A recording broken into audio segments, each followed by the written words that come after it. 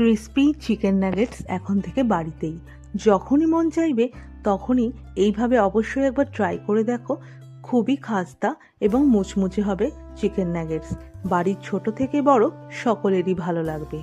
Chicken nuggets বানানোর জন্য এখানে আমি বোনলেস চিকেন নিয়েছি এবং চিকেনকে salt, black pepper, ginger garlic paste, tomato ketchup, chilli powder, soya sauce দিয়ে 20 মিনিটের মতো মেখে রেখে দিয়েছিলাম।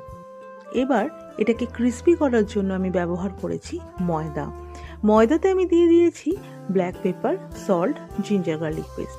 অল্প জল দিয়ে ময়দাটাকে ঝুরঝুরে করে মেখেছি। তারপরে এটাকে চালনির সাহায্যে চেলে নিয়েছি। যে গুঁড়ো অংশটা বেরিয়েছে সেটাকে ব্যবহার করেছি ব্যাটারের কাজে।